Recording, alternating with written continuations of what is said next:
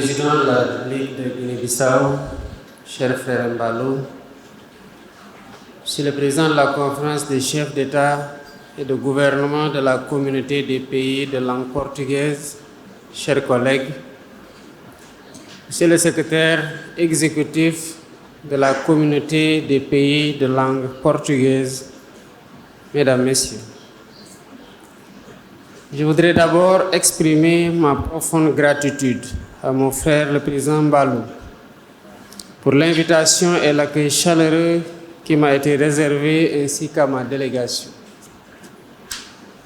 Monsieur le Président, chers frères et amis, c'est toujours un plaisir pour moi de revenir à Bissau, où nous sommes toujours accueillis avec la même hospitalité. En me conviant comme invité d'honneur à cette 15e conférence des chefs d'État et de gouvernement de la CPLP. Vous avez certes voulu me témoigner votre estime fraternelle, mais vous avez aussi honoré le peuple sénégalais qui partage avec le peuple bissau-guinéen le même destin. Nous sommes en effet liés par l'histoire, la parenté et la géographie. Je vous en remercie vivement. Je tiens par ailleurs à saluer à nouveau vos efforts pour le développement économique et social de la Guinée-Bissau. Et je saisis également l'occasion pour féliciter et remercier le président en exercice et le secrétaire exécutif pour leurs efforts dans la poursuite des objectifs de la CPLP. Chers collègues, en prenant la parole à ce sommet sur le thème la CPLP et la souveraineté alimentaire, un chemin vers le développement durable, je renouvelle l'engagement du Sénégal pour une question existentielle. Mais ma présence ici témoigne aussi de notre volonté de poursuivre la collaboration avec votre organisation en qualité de membre observateur pour bâtir un partenariat plus solidaire et mutuellement bénéfique. À cet égard, j'exprime ma satisfaction du partenariat entre le Sénégal et la CPLP dans des domaines tels que la culture, l'éducation et la formation dans la langue portugaise. Les résultats déjà obtenus sont appréciables et ouvrent la perspective prometteuse d'un renforcement et d'une extension de la coopération dans d'autres secteurs clés comme l'économie et le commerce.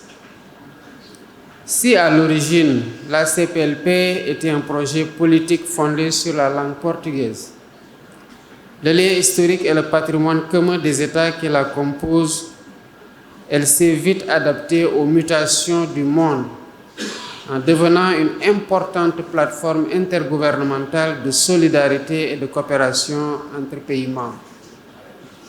Face aux défis globaux, les institutions intergouvernementales n'ont pas d'autre choix que d'œuvrer à plus de concertation mutuelle et à plus d'ouverture les uns envers les autres.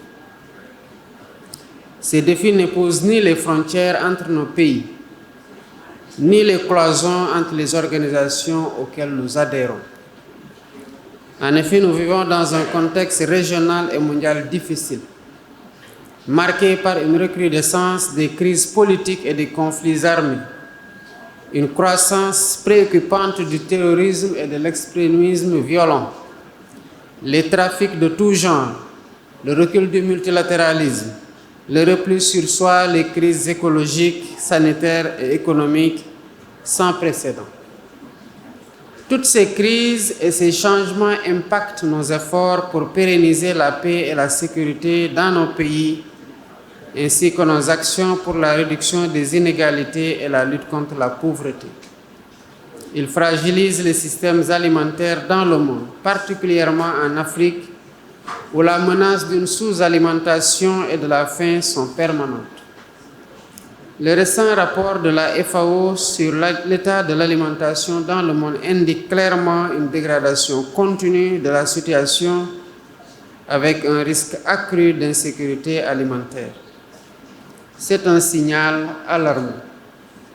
À 6 ans de l'échéance de l'agenda 2030, les chiffres de la faim et de la sécurité alimentaire évoluent dans un sens qui ne permet pas d'atteindre nos cibles pour les objectifs de développement durable. Pire encore, des milliards de personnes à travers le monde n'ont pas toujours accès à une alimentation saine et en quantité suffisante. Pourtant, nous avons des atouts face aux défis alimentaires. Au sein même de la CLPP, nous avons le Brésil, un modèle mondial en matière de productivité agricole. La majorité des membres de la CPLP sont aussi des pays africains dont le continent possède 65% des terres arables dans le monde et des ressources hydriques abondantes. Mesdames, Messieurs, pour réussir le pari de la souveraineté alimentaire, il me semble important de soutenir l'Afrique dans 4 piliers.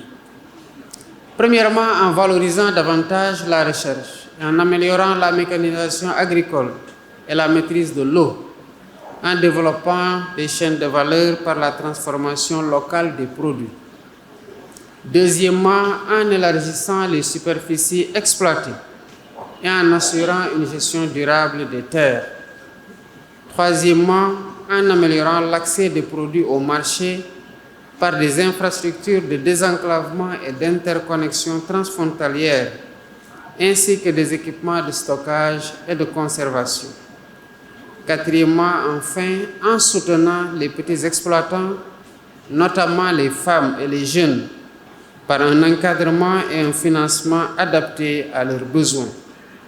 C'est à cela que nous nous employons au Sénégal depuis mon élection à la tête du pays, en mettant l'agriculture au cœur de l'agenda national de transformation, la vision Sénégal 2050. De plus, nous consacrons une part importante de notre budget national à l'agriculture et au soutien des acteurs évoluant dans ce domaine. Ensemble, nous pouvons surmonter les obstacles et relever le défi de la souveraineté alimentaire. Nous avons le potentiel pour nourrir les peuples de la communauté et contribuer à nourrir le monde pour l'atteinte de la sécurité alimentaire. Joignons donc nos efforts et réalisons notre objectif commun. Je vous remercie de votre attention.